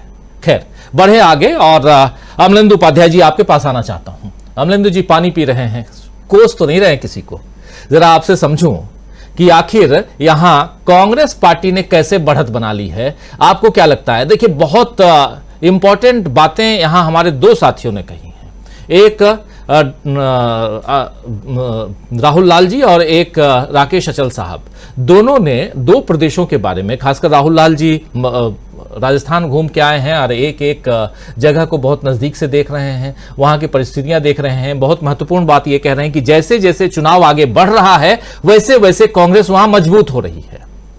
और यही बात राकेश अचल साहब पिछले दिनों कह रहे थे और आज भी उनकी बातों से यही झलक रहा है कि कांग्रेस अभी भी मजबूती के साथ चुनावी मैदान में दिखाई दे रही है। और छत्तीसगढ़ से मैं पर्सनली घूम के आ रहा हूं और डॉक्टर दीपक पाजपुर जी वहां बैठे हुए हैं, वहां भी कांग्रेस बढ़त बनाई हुई दिखाई दे रही है। अब यहां से मोदी जी जो फ्रीबीज कह रहे थे कि मुफ्तखोरी मत करवाइए, इतनी चीजें मत, इतना मत बांटिए। अब मोदी जी की पार्टी ने घोषणा पत्र में वही उन्हीं तमाम बातों को और कांग्रेस का जो घोषणा पत्र है उसको सामने रखकर, वादे गारंटियां जो थी, घोषणा पत्र तो आज आया, उसको सामने रखकर उसमें से कुछ एक, वो कांग्रेस 20 क्विंटल का वादा कर रही है, हम 21 क्विंटल का वादा कर रहे हैं। कांग्रेस अगर 3,000 रुपए की बात कर रही है, वो 3100 की बात कर रही है। लेकिन कांग्रेस ने किसानों की कर्ज माफी की बात की और भाजपा ने किसानों के कर्ज माफी की बात क्यों नहीं की, ये एक बड़ा सवाल है। ये भी आपसे समझना चाहता हूं अमलेंदु उपाध्याय जी। देखिए राजीव जी, यही बताता है कि भारतीय जनता पार्टी ने जिस तरीके से कांग्रेस की गारंटियों की नकल करने की कोशिश की है, ये साफ तौर पर जाहिर करता है कि भारतीय जनता पार्टी बहुत ज्यादा दबाव में कांग्रेस के आ गई है। और अगर दबाव में नहीं होती तो उसको इस तरीके की घोषणा करने की कोई आवश्यकता नहीं थी। दूसरी बात राजीव जी ये है कि जो कहा जा रहा है वो ये कहा जा रहा है कि ये मोदी जी की गारंटी, यानी अभी भी वो भारतीय जनता पार्टी की गारंटियां नहीं, मोदी जी की गारंटियां हैं। तो मोदी जी कोई अलग से पार्टी है, मोदी जी अलग से कोई एंटिटी है, मोदी जी अलग से कोई संवैधानिक संस्था है, पता नहीं क्या है मोदी जी जो वो गारंटियां दे रहे हैं, और भारतीय जनता पार्टी गारंटियां नहीं दे रही। यानी कि अमित शाह जी चुनाव के बाद फिर कह देंगे, अगर कहीं भी सरकार बन जाती है धोखे से भी भारतीय जनता पार्टी की, कि वो तो चुनावी जुमले थे, चूंकि मोदी जी जुमले फेंकते ही रहते हैं, ये अमित शाह जी फिर चुनाव के बाद कह देंगे। तो आप इसको इस तरीके से समझ सकते हैं। दूसरी बात राजीव जी जो मुझको एक और समझ में आ रही है कि भारतीय जनता पार्टी क्यों पिछड़ती हुई दिख रही है, कांग्रेस आगे बढ़ती क्यों दिख रही है, उसका कारण साफ है। जैसा कि राहुल गांधी भी अपनी एक सभा में कह रहे थे और हम लोगों ने उनकी बाइट भी दिखाई कि किस तरीके से राहुल गांधी ने पूछा कि जीएसटी से क्या हुआ, नोटबंदी से क्या हुआ, मतलब किसने सच बोला किसने झूठ बोला, जो सब ये कहा राहुल गांधी ने। उसके बाद पूछा कि किसानों का कर्जा माफ हुआ कि नहीं हुआ। यानी कि जो राहुल गांधी ने कांग्रेस ने कहा वो कांग्रेस की राज्य सरकारों ने करके दिखाया। मोदी जी और भारतीय जनता पार्टी ने जो भी कुछ कहा उनमें से कुछ भी होकर नहीं दिया, दिखाई दिया। इसलिए मुझे लगता है कि जनता ये बात समझ चुकी है कि प्रधानमंत्री जो भी बातें कह रहे हैं, खासतौर से प्रधानमंत्री जो गारंटियां दे रहे हैं, अब वो भोपाल में गारंटी देकर के आए थे भ्रष्टाचारियों के खिलाफ कार्रवाई करेंगे, मालूम पड़ा कि 4 दिन बाद जिनको नाम लेकर के बाकायदा मोदी जी भ्रष्टाचारी कह रहे थे, उनको आपने न केवल शामिल कर लिया अपनी सरकार में बल्कि मुख्यमंत्री बना दिया महाराष्ट्र का। तो प्रधानमंत्री की गारंटियां इसी तरीके की गारंटियां होती हैं। और राहुल गांधी ने जो कहा कि वो प्रधानमंत्री जो कह रहे हैं, इसका मतलब वो 100% झूठ। तो ये जनता भी राजीव जी समझ रही है कि प्रधानमंत्री जो कहते हैं वो असल में मिथ्या वाचन ही जाकर के साबित होता है, उसमें सत्यता नहीं होती है। तो मुझे लगता है कि जनता के बीच अब ये चीजें जा रही हैं और प्रधानमंत्री जैसे जैसे चुनाव में आगे बढ़ते जाएंगे, जनता के बीच ये चीजें और ज्यादा साफ होती जाएंगी। प्रधानमंत्री जिस अंदाज में आक्रमण करते हैं राजीव जी, वो बहुत निम्न स्तर का होता है। हालांकि राजनीति में निम्न स्तर पर जाना कोई बड़ी बात नहीं है, क्योंकि तमाम निम्न स्तरीय लोग राजनीति में आ गए हैं और उच्च पदों तक जा पहुंचे हैं। और भारतीय जनता पार्टी में तो जितना निम्न स्तरीय होता है वो उतना उच्च स्तरीय पद पर जाके बैठता है, ये देखने में आ रहा है कई तरीके से। लेकिन उसके बावजूद प्रधानमंत्री पद पर रहते हुए जो गरिमा है प्रधानमंत्री पद की वो होनी चाहिए, लेकिन प्रधानमंत्री उसका ख्याल नहीं रखते हैं। वो भारतीय जनता पार्टी के चुनाव प्रचारक बन के ही रहना चाहते हैं, तो ये उनकी मर्जी है, तो वो उसी स्थिति से बोलते हैं। मैं देख रहा था कि जो एक सरकारी कहिए कि है संस्था न्यूज की, उसने जो एक प्रधानमंत्री के भाषण का जारी किया समाचार, तो उसने लिखा कि भारतीय जनता पार्टी के स्टार प्रचारक और प्रधानमंत्री नरेंद्र मोदी ने ये कहा। यानी कि उस संस्था ने भी ये नहीं लिखा कि प्रधानमंत्री नरेंद्र मोदी ने कहा, प्रधानमंत्री से पहले उसने जोड़ा भारतीय जनता पार्टी के स्टार प्रचारक। तो इसलिए प्रधानमंत्री जो कह रहे हैं उसको एक प्रधानमंत्री के वक्तव्य के तौर पर बिल्कुल ना लिया जाए। और प्रधानमंत्री दिन में 18 घंटे जो काम करते हैं वो चुनाव के लिए ही काम करते हैं, तो बाकी जो 6 घंटे बचते हैं उसमें सोना और दिशा मैदान जाना सारी चीजें शामिल हैं। तो इसलिए प्रधानमंत्री जो 18 घंटे बातें करते हैं वो चुनाव से ही संबंधित होती हैं, तो इसलिए उनको किसी भी तरीके से प्रधानमंत्री का वक्तव्य न माना जाए। यही कारण है कि इजराइल के साथ जब प्रधानमंत्री खड़े होते हैं और भारत सरकार जो है वो इजराइल के साथ खड़े होने से मना कर देती है। 70 साल में ये पहली बार है कि देश का प्रधानमंत्री जो है किसी देश के साथ खड़ा होता है और सरकार कह देती है कि हम इसके साथ नहीं खड़े हैं। तो आप समझ सकते हैं कि प्रधानमंत्री की गारंटियां जो है, मोदी जी की गारंटियां जो है उनका क्या हाल है, वो इसी गारंटी से समझा जा सकता है कि इजराइल के साथ मोदी जी खड़े हैं और भारत सरकार फिलिस्तीन के साथ खड़ी है। तो ये सारी चीजें राजनीतिक जनता के बीच जा रही हैं। अब जिस तरीके से ईडी का पदार्पण हुआ है इस पूरे चुनाव के बीच में, अब वो ईडी मुझे लगता है राजीव जी वो भारतीय जनता पार्टी के लिए कोई नई मुसीबत बनने वाली है। अब जिस व्यक्ति को बताया जा रहा था कि इसने भूपेश बघेल का नाम ले दिया है, अब वो मालूम पड़ रहा है कि वो तो रमन सिंह का नजदीकी है, वो तमाम फोटो वायरल हो रहे हैं। तो अब संशय ये भी उठ रहा है कि कहीं उस व्यक्ति ने रमन सिंह का नाम तो नहीं लिया था और ईडी से वो टाइपिंग मिस्टेक हो गई हो, जैसा कि सुप्रीम कोर्ट में सरकार से टाइपिंग एरर हो गई थी जाकर के, तो वो टाइपिंग एरर में रमन सिंह की जगह नाम जो है वो भूपेश बघेल का आ गया हो। अब ये भी चर्चाएं हो रही है क्या सच है क्या गलत है, ये तो ईडी बताएगी और वो व्यक्ति बताएगा क्या सच है क्या गलत है। लेकिन जो फोटो वायरल हो रहे हैं वो तो वो रमन सिंह के नजदीकी बताया जा रहा है, सोशल मीडिया में तमाम फोटो वायरल है। तो मुझे लगता है कि भारतीय जनता पार्टी जो भी काम कर रही है वो उल्टे दांव उसके ऊपर पड़ रहे हैं। इसीलिए कहा जाता है कि राजनीति में स्वच्छता और शुचिता जो है बहुत ज्यादा आवश्यक है, जिसकी भारतीय जनता पार्टी पहले बातें किया करती थी, लेकिन उसका असली चाल चलते चेहरा जो है वो अब जनता के सामने धीरे धीरे आ रहा है। इसलिए भारतीय जनता पार्टी की परेशानियां इन राज्यों के चुनाव में बढ़ती जा रही है। जी बिल्कुल बिल्कुल, ईडी का मामला उसकी चर्चा आप कर रहे हैं और ये बिल्कुल सही है कि जो फोटो वायरल हो रहा है उस फोटो को, उस जिस आदमी के बारे में बात हो रही है, महादेव ऐप की बात और उसके ओनर की बात और उसका संबंध भाजपा के साथ कैसा है। लेकिन एक मामला और भी यहाँ पे है, बहुत मजेदार तथ्य है कि ईडी के जो भी अभी तक कार्रवाई करता है या करती है, जो भी बोलते हैं, डायरेक्टरेट है तो करता ही बोलना चाहिए था, लेकिन करती आजकल चलने लगा है, सीबीआई भी करती हो गया है और फिर ईडी भी, तो चलिए हम भी करती ही बोलते हैं। तो ईडी जो काम कर रही है उसमें एक बात नजर आ रही है कि अभी तक जो चीज छिपा के रखती रही उसको आनन फानन में नाम के साथ आप उसके लिए प्रेस रिलीज कैसे आप कर देते हैं, यानी कि विज्ञप्ति जारी कैसे कर देते हैं, ये एक बड़ा सवाल है। और इतना ही नहीं, आप भूपेश बघेल का नाम ईमेल के जरिए जो जानकारी मिली है उससे आप, ये भी नहीं कि कह रहा है सामने वाला, ये बहुत मजेदार तथ्य है। ईमेल पे वो आप पढ़िए पूरी खबर को अमलेंदु जी, तो ईमेल पे जो जानकारी मिली है उस आधार पे आपने भूपेश बघेल को कल्प्रिट बता दिया। 508 करोड़ रुपए चुनाव के लिए भूपेश बघेल, ये भी बता दिया। तो बहुत कुछ है। प्रधानमंत्री नरेंद्र मोदी एक लंबे गैप के बाद, हम सब चाहते थे कि प्रधानमंत्री चुनावी मैदान में कूदें, हमारा भी कार्यक्रम चलता रहे उनके जरिए, क्योंकि एक ही साइड दिखाएंगे तो लोग कहेंगे कि आप सिर्फ राहुल गांधी को दिखाते हो, मोदी जी को दिखाते नहीं। तो मोदी जी भाषण देंगे तब तो दिखाएंगे। तो हम चाहते थे मोदी जी भाषण दें, मोदी जी आ गए भाषण देने। अब पहले दिन जैसे भाषण देने पहुंचे, उस दिन हम लोग भी उसी सभा में थे, बड़ी इच्छा थी कि चलो मोदी जी की उस सभा को कवर कर लेते हैं। वहां पहुंचे कांकेर छत्तीसगढ़ में, तो उस सभा में मोदी जी के पास कुछ बोलने के लिए था नहीं। अब करें क्या, एक सभा तो कर दी उन्होंने बिना बोले हुए, बिना कुछ के। तो अब 4 तारीख को फिर उनको दूसरी सभा करनी थी, तो 3 तारीख को ईडी ने एक प्रेस रिलीज जारी करके उनको दे दिया। चलिए, अब उसके बाद महादेव जी सामने आ जाते हैं, लेकिन आज राहुल गांधी उसी महादेव जी के दरबार में उधर केदारनाथ पहुंच गए हैं। राहुल गांधी केदारनाथ 3 दिनों की यात्रा पे हैं। ये राजनीतिक नहीं है, ये यात्रा बिल्कुल निजी यात्रा है, कोई पॉलिटिक्स वहां नहीं करेंगे, वो ये कह के गए हैं। तो ये सब देखिए कैसे चीजें जुड़ती हैं। थोड़ा जोड़ रहा था अपने अंदाज में, आप भी अपने अपने अंदाज से जोड़ते रहिए। आना चाहता हूं प्रोफेसर अखिल स्वामी जी आपके पास।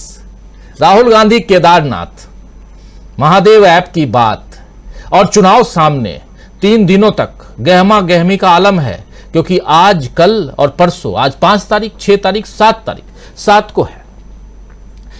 कैसे देखा जाए यहां से, क्या सचमुच आपको लगता है कि कांग्रेस ने इन 5 राज्यों के चुनावों को अपने अंदाज से, अपने हिसाब से कैप्चर कर लिया है?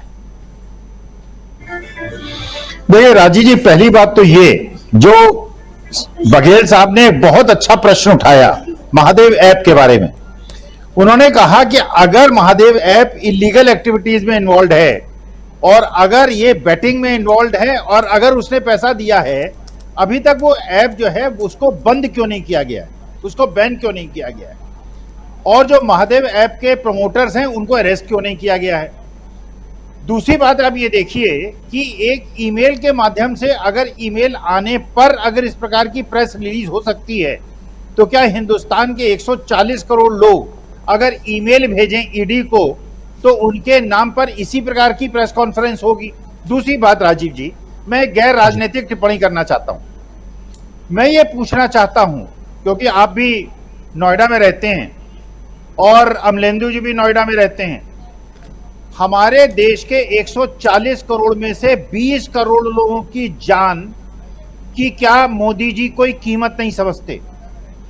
एनसीआर में, चाहे वो उत्तर प्रदेश हो जहां योगी जी का शासन है, हरियाणा में जहां पे खट्टर साहब का शासन है, दिल्ली में जहां केजरीवाल का शासन होता, लेकिन क्योंकि आप अध्यादेश ले आए और आपने कहा शासन होगा एलजी का, इसका मतलब यह है कि चाहे दिल्ली हो, चाहे हरियाणा हो, चाहे उत्तर प्रदेश हो, सरकार है डबल इंजन की। दिल्ली के आसपास के 20 करोड़ लोगों की जान जो है जोखिम में है, हर गैस चैम्बर में जी रहे हैं। जहां पे वर्ल्ड ऑर्डर के हिसाब से 50 के ऊपर का अगर पॉल्यूशन लेवल पहुंच जाता है, वो फैक्ट्रीज को, स्कूल को बंद कर देते हैं। हम लोग वहां सांस ले रहे हैं जहां पे पॉल्यूशन लेवल 400 के लेवल का है। इसका मतलब यह है कि 9.5 साल में इस डबल इंजन सरकार ने 20 करोड़ लोगों की जान को जोखिम में डाल दिया। आपको नहीं याद होगा, 2014 के पहले इस प्रकार का गैस चैम्बर बनता था, धान तब भी पैदा होता था, आग तब भी लगती थी। पिछले 10 साल के अंदर आपने हिंदुस्तान की 15% जनसंख्या को गैस चैम्बर के अंदर सौंप दिया है और हमारी जान के ऊपर जोखिम है। जो दीपक जी कह रहे थे, कुछ राजनीतिज्ञ लोग कहते हैं कि स्वर्ग बना देंगे। अरे स्वर्ग तो बना देंगे, हमारा स्वर्गवास होगा तब हम स्वर्ग जाएंगे। हमें स्वर्ग की अपेक्षा नहीं है, हमें उस प्यारे भारतवर्ष की अपेक्षा है जहां पे प्यार की गंगा बहती है, जहां मां गंगा की पूजा करते हैं, बाबा केदारनाथ के दर्शन करते हैं और वहां पे जाकर पैरा ट्रूपिंग जो गर्भगृह है उसके अंदर नहीं होता, पंडितों को धक्का नहीं दिया जाता, काशी विश्वनाथ की नगरी में कन्याओं को निर्वस्त्र नहीं किया जाता। हमको स्वर्ग नहीं चाहिए, हमको अप्सराएं नहीं चाहिए, हमको मदिरा की बहती हुई नदियां नहीं चाहिए, हमको अपना पुराना हिंदुस्तान चाहिए। स्वर्ग वो बनाए तो वो स्वर्गवासी हो, हमें इसी हिंदुस्तान में जीना है। यही हिंदुस्तान जो पंडित नेहरू और गांधी का है, यही हमारे लिए स्वर्ग समान है और यही हमारे लिए जीने और मौत का इंतजाम है। जी बिल्कुल, आप जो बात कह रहे हैं, स्वर्ग नरक सब यही है। जो कहते हैं वो गलत हैं और जिनको स्वर्ग बनाना है यहीं बनाइए भाई, और यहीं पे। लेकिन इसी बीच आप देखिए कि प्रधानमंत्री जी 5 साल और मुफ्त अनाज की घोषणा करते हैं। आचार संहिता लगे हुए प्रदेश में कल छत्तीसगढ़ में 5 साल तक हम अनाज मुफ्त देंगे। स्वर्ग की बात आप कर रहे हैं प्रोफेसर अखिल स्वामी जी। यहाँ स्थिति ये है कि मुफ्त में अनाज मिल जाए, लाइन में लगे हुए, और आज भोजन हो जाए, आज भूखे न सोएं तो आज का जीवन जो है वो बच जाए, ये स्थिति दिखाई दे रही है। प्रधानमंत्री जी की बात पर भी चर्चा करेंगे, अचल साहब के पास अभी आना चाहूंगा, लेकिन उससे पहले जरा जोड़ना चाहते हैं आप कुछ, स्वामी जी जोड़ लीजिए प्लीज। मैं राजीव जी ये कह रहा था, अभी तो उन्होंने 80 करोड़ जनता को 5 साल और मुफ्त अनाज देने की बात की है, वो होगा नहीं। लेकिन अगर ये सत्ता में आ गए राजीव जी, आप और मैं और अमलेंदु जी और दीपक जी भी मुफ्त अनाज की लाइन में लग जाएंगे। 15-20 गुजरातियों को छोड़कर सब मुफ्त अनाज के लाइन में ही लगेंगे, सबके धंधे चौपट हो जाएंगे, आमदनी नहीं बढ़ेगी। तो आप लाइन में आगे होंगे, मैं आपके पीछे ही मिलूंगा अगर सरकार आई, लेकिन आएगी नहीं। जी अगर मगर से इतर बने रहिए, परिचर्चा अभी जारी है। वीडियो को लाइक और शेयर कर दीजिए और चैनल को सब्सक्राइब कर लीजिए। आइए आगे सुनते हैं इस परिचर्चा। हम नहीं चाहते कि किसी को लाइन में लगने की जरूरत पड़े, और बेहतर यही हो कि सब अपने जेब में पैसा रखें और जाके बाजार से खरीद के आएं, तो बाजार भी ठीक से चले और हमारा जीवन भी ठीक से चले। बस इसकी दरकार है आज की तारीख में। और सरकार क्या कुछ कर रही है वो आप देख रहे हैं कि घोषणाएं कर रही है। जरा समझूं अचल साहब, एक बहुत इंपॉर्टेंट पहलू है। आपको लगता है, क्योंकि कांग्रेस पार्टी ने आचार संहिता उल्लंघन का मामला दर्ज करवाया है इसको लेकर के, लेकिन फ्री बीज बांटने ये सब को लेकर जितनी बातों पर मोदी जी अपने कुछ करने की जरूरत नहीं है। मैं हालांकि हम लोग बिजी थे, लेकिन अपनी टीम को कहूंगा कि आने वाले समय में एक काम जरूर करे कि मोदी जी जितनी बार पलटी मारते रहे हैं वो वीडियो सिर्फ आप तमाम साथी आप लोगों के सामने एक दिन जरूर पेश करना चाहूंगा।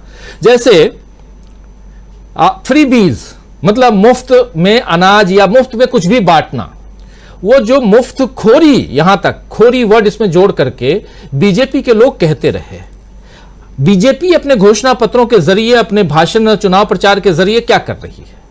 मोदी जी क्या कर रहे हैं? ओबीसी की बात आप याद कीजिए कि अभी जब ओबीसी का मसला आया तो यहां जात पात की बात पर बिल्कुल कि यहां जाति पाति की बात लेकर के कांग्रेस के लोग, विपक्ष के लोग, इंडिया गठबंधन के लोग आप लोगों के बीच आ रहे हैं, हम सब एक हैं, इस टाइप की बातें कर रहे थे प्रधानमंत्री नरेंद्र मोदी। कल वहां पहुंचते हैं छत्तीसगढ़ में, वहां ओबीसी प्रधानमंत्री की बात करते हैं। वो कहते हैं कि देखो आज तक कांग्रेस ने एक भी ओबीसी प्रधानमंत्री नहीं दिया और मैं ओबीसी प्रधानमंत्री हूं। इतना ही नहीं, साहू हूं। अरे भाई, कहां से आप बिहार जाते हैं तेली हो जाते हैं, छत्तीसगढ़ जाते हैं साहू हो जाते हैं, आप क्या क्या हो जाते हैं भैया। वहीं रहते जहां ओबीसी की बात जहां तक होती है वहीं तक रहते तो ठीक होता। ये बातें यहां इसलिए कह रहा हूं अचल साहब, क्योंकि कुछ ऐसी चीजें हैं जो बड़ी एक तरफ नकारात्मकता के साथ फैलाई जाती है, बताई जाती है, जिसके जरिए वार किया जाता है अपने विरोधियों पर, मतलब राजनीतिक विरोधियों पे, और दूसरी तरफ आप वही बात लेकर के वहीं आ जाते हैं। धान खरीदी से लेकर के इन सारे मसलों पर भी यही दिखाई दे रहा है। लेकिन मिजोरम नहीं गए तो नहीं गए, मणिपुर नहीं गए तो नहीं गए। कैसे देखा जाए इसको? राजनीति के चश्मे से अगर देखने की कोशिश, राजनीतिक विश्लेषक के रूप में देखने की कोशिश, एक पत्रकार होने के नाते देखने की कोशिश कैसे करेंगे इसको अचल साहब? देखिए राजीव जी, ये बड़ा दुर्भाग्य का विषय है कि हिंदुस्तान में इतना बड़ा देश है, इतना बड़ा लोकतंत्र है। हम तो भारत को कहते हैं कि ये तो मदर ऑफ क्या इसके लोकतंत्र की माँ है भारत। यहाँ मैंने पंडित जवाहरलाल नेहरू को छोड़ करके लगभग सभी प्रधानमंत्रियों को देखा, सुना, और एक पत्रकार के नाते बहुत से प्रधानमंत्रियों के साथ उठक बैठक भी की। ग्वालियर के अटल जी तो हमारे ग्वालियर से होते थे। मुझे कभी याद नहीं आता कि किसी प्रधानमंत्री ने ये तर्क दिया हो आम सभाओं में जाकर के कि मैं फला जाति का हूँ या मेरी पार्टी ने फला जाति के आदमी को देश के शीर्ष पद पर लाके बिठा दिया, चाहे राष्ट्रपति का पद हो, चाहे प्रधानमंत्री का पद हो, चाहे मुख्य न्यायाधीशों के पद हो। किसी भी सरकार में भारतीय जनता पार्टी एक अपवाद ऐसी सरकार है जो बार बार जाति का उल्लेख करती है जरूरत पड़ने पर। जहाँ जरूरत नहीं पड़ती वहां नहीं करती। जहाँ उसे लगता है कि जाति के आधार पर ही कोई लाभ हानि होना है, वहां वो ठोक बजाकर करती है। अगर जैसा आपने कहा कि छत्तीसगढ़ में वो साहू हो जाते हैं, तो गुजरात में वो कुछ और होते हैं, महाराष्ट्र में कुछ और होते हैं, मणिपुर में कुछ और होते हैं। तो इस तरह से जातीय आधार पर राजनीति करना हिंदुस्तान में बहुत ही शर्म की बात है। हालांकि जाति एक सच्चाई है और अब निकट भविष्य में आप देखेंगे कि इस देश की जो राजनीति है वो जातीय आधार पर ही होगी, जाति गणना की बातें होना शुरू हो गई हैं। और इसीलिए घबराहट भारतीय जनता पार्टी के पास है। भारतीय जनता पार्टी का 9 साल का 10 साल का, अब तो 10 ही साल होने के हैं, आप पूरा कामकाज देखिए। उनके तर्कस में जनता के मुद्दों से जुड़ा कोई भी एक ऐसा मुद्दा नहीं था, ऐसा तीर नहीं था कि जिसके चलाने से बिल्कुल स्थितियां साफ हो जाए, समाज का कल्याण शुरू हो जाए, दिशा परिवर्तन हो जाए, सामाजिक स्तर बदल जाए।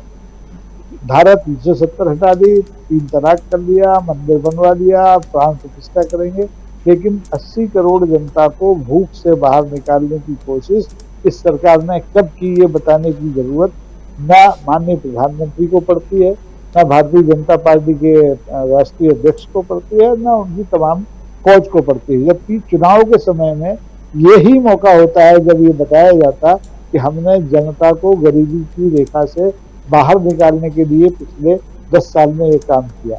और आज आप फिर से सीना ठोक कर कहते हैं कि हम 80 करोड़ जनता को अगले 5 साल भी खाना मुफ्त में खिलाएंगे।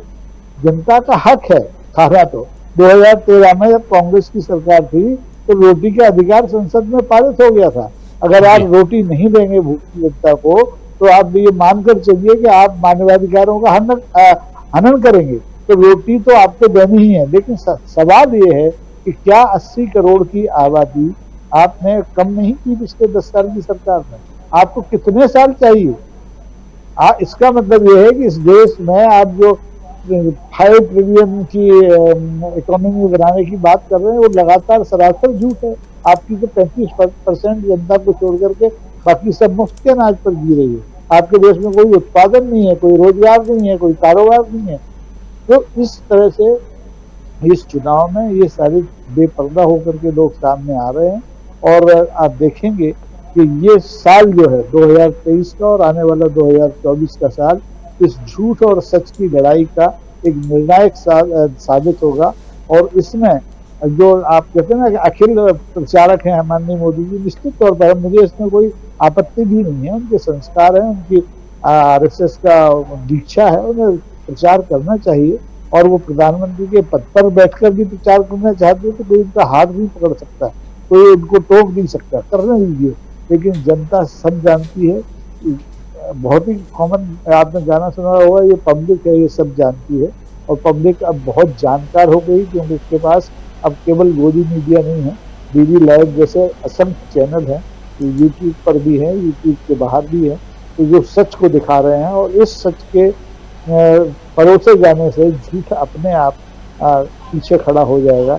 आने वाले 10 दिन में ये पूरा देश देखेगा। राजीव जी, बहुत बड़ी बात आप कह रहे थे यहाँ पर अचल साहब की ये लड़ाई, आने वाला जो चुनाव खासकर वो सच और झूठ का चुनाव यानी कि इसकी लड़ाई वाला चुनाव होने जा रहा है। बहुत सही बात कह रहे हैं, क्योंकि यही बात कल राहुल गांधी कह रहे थे कि ये कौन झूठ बोल रहा है, कौन सच बोल रहा है, और उसकी शुरुआत हो चुकी है। और जो आपका अंदेशा है वो बिल्कुल सही दिशा में दिखाई दे रहा है कि अब चाहे वादों की बात हो, दावों की बात हो, गारंटियों की बात हो, लोगों की यानी कि जन मुद्दों को उठाने की बात हो, जन सुविधाओं को सामने रखने की बात हो, जितनी बातें हैं इसमें कहीं ना कहीं कांग्रेस पार्टी आगे नजर आ रही है। कर्नाटक के चुनाव के बाद से तो बहुत ही आगे नजर आ रही है। इसलिए एक रोल मॉडल के रूप में कर्नाटक सामने बार बार कांग्रेस पार्टी रखती भी है। और अब तो मध्य प्रदेश में भी वही बात कह रही है, और वही बात छत्तीसगढ़ में, और वही बात उधर दूसरे राज्यों में, राजस्थान में और बाकी जगहों पे। एक बार फिर से आना चाहता हूं राहुल लाल जी, जल्दी जल्दी अब कार्यक्रम को आगे बढ़ाते हैं। कैसे देखते हैं आप राजस्थान पे? एक बार फिर से आपके पास आना चाहता हूं, और आप अगर चाहें तो मिजोरम की बात जरूर कर सकते हैं, क्योंकि परसों मिजोरम में भी चुनाव है। लेकिन राजस्थान में चूंकि आप एक लंबा समय भी बिता करके आ रहे हैं, और सीधे शब्दों में पूछूं तो अब कांग्रेस की स्थिति, अभी आप इससे पहले वाले वक्तव्य में कह रहे थे कि जैसे जैसे चुनाव नजदीक आ रहा है कांग्रेस मजबूत दिखाई दे रही है, और जितनी मजबूत कल थी उससे ज्यादा दिखाई दे रही है। लेकिन बीजेपी कमजोर क्यों दिखाई दे रही है, ये जरा आपसे समझना चाहता हूं। देखिए, बीजेपी कमजोर जो दिखाई दे रही है वो उसके बीजेपी के अपने ही किए हुए काम है। देखिए, बीजेपी के नेता सारे लोग ऑफ द रिकॉर्ड कर रहे हैं कि जिस तरह से एक तो देखिए उनका डिलीवरी सिस्टम काफी कमजोर है। अभी हम लोग बात कर रहे थे घोषणा पत्र को लेकर। बीजेपी घोषणा पत्र में जो वादा करती है, क्या उसके ऊपर जनता विश्वास करती है? वो वादा कर भी देते हैं, जनता विश्वास नहीं करती है। उदाहरण के लिए उत्तर प्रदेश विधानसभा के चुनाव कब हुए थे? 2022 में हुए थे। याद होगा कि उसमें बड़े जोर शोरों से प्रधानमंत्री जी ने चुनाव प्रचार में कहा था कि अगर उत्तर प्रदेश में फिर से हमारी सरकार आती है, आपको मुफ्त गैस सिलेंडर मिलेगा। कब तक? दीपावली के समय में मिलेगा और होली के समय में मिलेगा। 2022 के बाद से सोचिए 2023 अब हम लोग के सामने में, होली भी जा चुका है और दीपावली फिर से सामने में, पिछले साल का दीपावली भी जा चुका है। उत्तर प्रदेश सरकार ने एक भी फ्री का गैस सिलेंडर नहीं दिया। तो ये जो वादा है, ये वादे तो जरूर कांग्रेस के नकल में कर भी देते हैं, लेकिन क्या उस वादे की विश्वसनीयता पे कोई भरोसा करेगा? देखिए, वो फ्रीबीज की आलोचना करते हैं कि उनको जो कुछ भी देना है चंद पूंजीपतियों को, सारे संसाधनों को दे देना है, उन्हें जन कल्याण में उनकी कोई रुचि नहीं। ये बात जो है कि वो मैंने राजस्थान में भी देखा ग्राउंड के ऊपर, क्योंकि देखिए ईडी की बात हो रही थी जी, जिसमें मैं वहां पे था।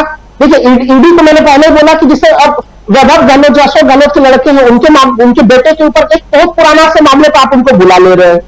आप सोच के देखिए, जब मैंने अभी महादेव डेटिंग ऐप वाले मामले में ईडी की प्रेस विज्ञप्ति देखी, मुझे भी हंसी लग रही थी। उसमें खुद ही लिखा हुआ था कि जो बयान है अभी उसकी प्रामाणिकता में अभी जांच का विषय है। तो अगर ईडी खुद मान रही है तो वो बयान जांच का विषय है, तो फिर इतना आनंद में बघेल जी के ऊपर 508 करोड़ का घोटाला या रिश्वत लेने का आरोप लगाने की हड़बड़ी क्या थी? आप एक अप्रमाणित बयान के ऊपर क्यों लगा रहे हैं? दूसरी चीज कि देखिए, ऑनलाइन डेटिंग ऐप के ऊपर जो इसमें पूरे देश भर के लोगों को बिल्कुल लूटा जा रहा है, उसमें सरकार 28% की जीएसटी वसूल रही है। आपको तो बंद करना चाहिए ऐसी चीजों को। और जनता यह भी सवाल पूछ रही है, इसमें तमाम लोगों के मन में यह सवाल आ रहा है कि सभी तरह अमीरात के साथ तो माननीय प्रधानमंत्री जी के बड़े बेहतर संबंध है, तो फिर वहां से आखिर महादेव डेटिंग ऐप के जो दोनों प्रमोटर है उनको आपको भारत लाने में क्या दिक्कत हो रहा है? क्या कोई प्रयास किया? इनके तरफ से कोई भी प्रयास नहीं किया गया, वहां के सरकार को कोई रिक्वेस्ट भी नहीं भेजा गया। तो इन राजनीति में सबसे महत्वपूर्ण चीज होती है विश्वसनीयता। जैसे कि अगर हम लोग देखें राजस्थान के संदर्भ में, मेवाड़ एक ऐसा क्षेत्र है वहां पे हमेशा से आप देखें परंपरागत तौर पर पिछले 4-5 विधानसभा चुनाव के आंकड़े आप ले लीजिए, अगर हमेशा से बीजेपी का एक मजबूत गढ़ रहा है। लेकिन जब मैं इस बार मेवाड़ में भी जा रहा हूं तो वहां पे भी इस मजबूत गढ़ में भी जो है वो कांग्रेस के लिए ध्वनि सुनाई दे रही है। वहां पे मारवाड़ का हिस्से में तो देखिए वो अदला बदली की स्थिति चलती है, लेकिन वहां पे कांग्रेस परंपरागत तौर पर मजबूत भी रहती है, कमजोर भी होती है। लेकिन इस बार सत्ता में होने के बावजूद भी जो है कि वो एंटी इनकम्बेंसी फैक्टर नजर नहीं आ रहा है। जो कांग्रेस ने क्या साबित किया है, कांग्रेस ने साबित किया है कि वो वादा करती है और उसको डिलीवर करती है। कर्नाटक में तो कर्नाटक की चर्चा तो इसलिए कर रहे हैं कि कर्नाटक में सरकार हाल में बनी और प्रथम मंत्रिमंडल के बैठक में उन्होंने डिलीवर कर दिया। लेकिन यहां पे भी चूंकि यहां पर सरकार लंबे पीरियड पे चली, उसके प्रति निराशा होनी चाहिए थी, लेकिन वो निराशा नहीं है। वहां पे उल्टे सरकार की प्रशंसा की स्थिति बनी हुई है।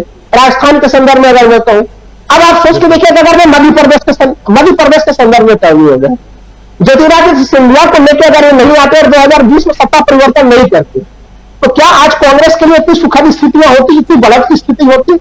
अभी भी तमाम जो मैं जब जमीनी स्तर पर गया था, ग्वालियर चंबल संभाग अभी भी वो बीजेपी के लिए सबसे संकट की स्थिति बनी हुई है। हर कोई देखिए जिससे भी आप बात कीजिए वहां पे जाके, हर कोई आपको ये कहता है कि गद्दारों का परिवार है, गद्दारों का परिवार है, और उस एरिया में भारतीय जनता पार्टी को भारी नुकसान हुआ। तो आपने ज्योतिरादित्य सिंधिया को अपने पार्टी में लेके कांग्रेस के लिए बड़ा काम खुद ही कर दिया। अब कांग्रेस पूरी कांग्रेस एकजुट है और भारतीय जनता पार्टी में जो कि टूट फूट की स्थितियां मौजूद है। मैं कह रहा हूं कि दूसरे जो सारे सेक्शन है, अगर वहां पे तो कांग्रेस काफी बढ़त में है, एक दो सेक्शन को आप देख लीजिए तो हर तरफ जो कि मध्य प्रदेश में भी कांग्रेस की स्थिति बढ़त की स्थिति में बनी हुई है। केवल भोपाल के कुछ रीजन में आप देखेंगे थोड़े बहुत आपको भाजपा के लोग वहां पे मिलेंगे। तो ये स्थितियां इसलिए आ रही है कि जो प्रधानमंत्री जी जो बोलते हैं कि वो, या उनकी जो छवि है कि वो लगातार कुछ भी झूठ बोलते हैं, उनके बातों की विश्वसनीयता की गारंटी नहीं बची है। आप देखिए उत्तर प्रदेश ये सरकार केंद्र में पहली ऐसी सरकार है जो कैबिनेट मंत्रियों का विस्तार करती थी तो उसके बगल में जाति लिख के विस्तार करती थी, तो कांग्रेस के ऊपर आरोप लगाती थी कि आप जाति की राजनीति कर रहे हैं। अब प्रधानमंत्री जब खुद अपने चुनावी भाषण में कहते हैं कि मैं ओबीसी का प्रधानमंत्री हूं, ओबीसी जाति का प्रधानमंत्री हूं, इसलिए हमें गालियां दी जाती है। राजीव जी, इन्होंने गाली को बड़ा मुद्दा कर्नाटक में भी बनाने का प्रयास किया था। ये गाली को बड़ा मुद्दा अभी इन 3 विधानसभा, जो अभी 5 विधानसभा है वहां पर भी बनाने का प्रयास कर, तो इनको समझना चाहिए कि गाली का मामला आपका नहीं चलने वाला है, वो आपका पुराना मुद्दा हो चुका है। और जो एक सवाल आप मिजोरम को लेकर पूछ रहे हैं, देखिए मिजोरम में तो स्थिति यह है कि प्रधानमंत्री वहां पे कैसे जाएंगे, वहां के तमाम दलों ने भारतीय जनता पार्टी से दूरी बना ली है। अब तो बीजेपी में खुद जो है कि बीजेपी के लोग ही कह रहे हैं, खुलेआम प्रेस कॉन्फ्रेंस करके कह रहे हैं कि वहां पे हमारी उपस्थिति ना के बराबर है। एकमात्र हमारे विधायक है हमारे, तो वो मिजोरम हमारे लिए बहुत बड़ा महत्वपूर्ण बाजी नहीं है। लेकिन चीजें यही है कि नॉर्थ ईस्ट, क्योंकि लोकसभा चुनाव के संदर्भ में अगर हम लोग बात करें, नॉर्थ ईस्ट में 25 लोकसभा की सीटें थी जिसके ऊपर वर्तमान में 2/3 सीटों पर भारतीय जनता पार्टी का कब्जा है। अब नॉर्थ ईस्ट में भारतीय जनता पार्टी जो है कि वो उसकी लोकप्रियता बिल्कुल घट रही है। अब भारतीय जनता पार्टी को बड़ा लोकसभा चुनाव में झटका जो है वो नॉर्थ ईस्ट से मणिपुर के कराकम को लेकर, तो एक मिजोरम का जो पूरा मामला है वो मिजोरम का मामला नहीं है, पूरे नॉर्थ ईस्ट को लेकर उनको परेशानियों का जो अनुभव करना पड़ रहा है। राजीव बिल्कुल सही कह रहे हैं। नॉर्थ ईस्ट से लेकर के इधर सेंट्रल इंडिया तक चुनाव जो हैं वो हम देख रहे हैं, चाहे राजस्थान हो, मध्य प्रदेश, छत्तीसगढ़, तेलंगाना और मिजोरम और छत्तीसगढ़ में कल है चुनाव, परसों चुनाव है। मिजोरम में एक ही फेज में 40 की 40 विधानसभा सीटों पर, और छत्तीसगढ़ में टोटल 90 सीटें हैं, 90 में से 20 सीटों पर पहले फेज में मतदान है। और उस मतदान के बाद थोड़ी सी और परिस्थितियां क्या कुछ होती हैं, कैसे आगे, लेकिन यहां हम कह रहे हैं कि कांग्रेस ने बना ली है बढ़त। कैसे बना ली है बढ़त, उस पर चर्चा पिछले सवा घंटे से हम लोग कर रहे थे। इस आशा है ये कार्यक्रम आपको पसंद आया होगा। इस वीडियो को ज्यादा से ज्यादा शेयर करें, लाइक करें और कमेंट करके बताएं आपकी राय क्या है। और अगर आपने हमारा यूट्यूब चैनल तक सब्सक्राइब नहीं किया है तो तुरंत इसको सब्सक्राइब कर लीजिए और बेल आइकन भी दबा दीजिएगा ताकि अगली जब वीडियो अपलोड हो तो आपके पास इसका नोटिफिकेशन पहुंच सके। और अगर आपने हमारा फेसबुक पेज फॉलो नहीं किया है, फेसबुक पेज को भी फॉलो करें। धन्यवाद।